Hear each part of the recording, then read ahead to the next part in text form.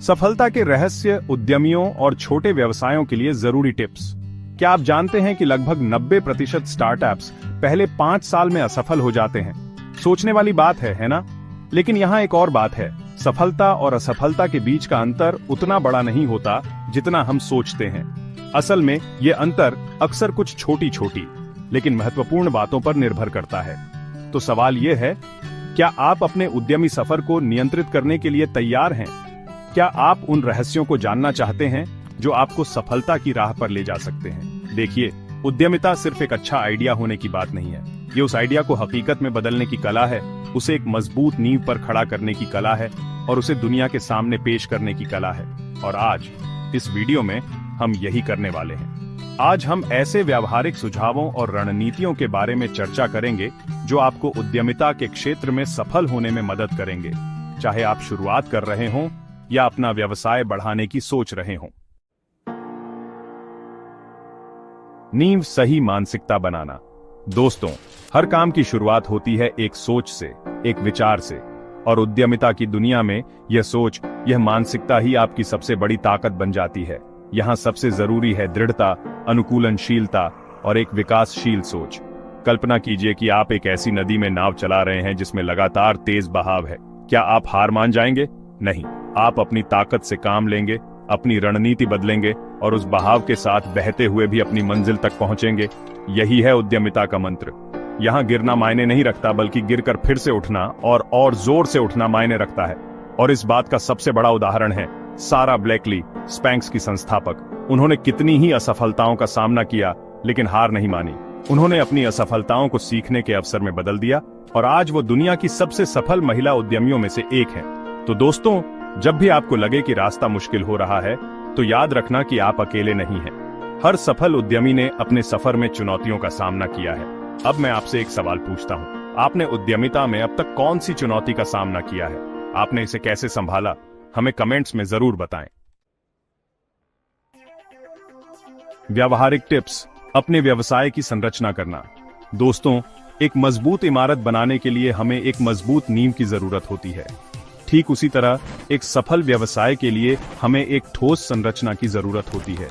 इसका मतलब है एक विस्तृत व्यापार योजना बनाना, अपने लक्षित दर्शकों को अच्छी तरह से समझना और वित्तीय प्रबंधन में कुशल होना।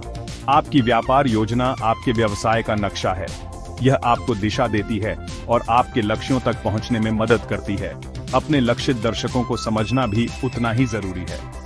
आपको यह जानना होगा कि आप किसके लिए अपना उत्पाद या सेवा बना रहे हैं, उनकी जरूरतें क्या हैं और वे क्या चाहते हैं। और हाँ, पैसे का हिसाब रखना तो बेहद जरूरी है।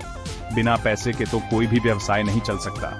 एक छोटे व्यवसाय की कहानी याद करें जिसने सिर्फ अपने ग्राहकों को समझकर बड़ी सफलता हासिल की। उन्होंने अपने ग्राहकों की जरूरतों को पहचाना और उनके अनुसार अपने उत्पादों और सेवाओं को ढाला।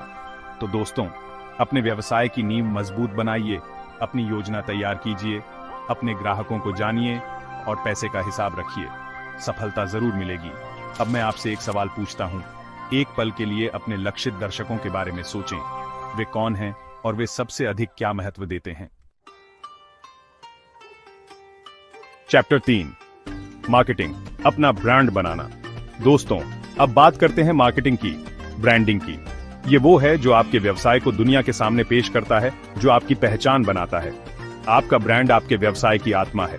ये वो है जो ग्राहक आपको देखते हैं, महसूस करते हैं और याद रखते हैं।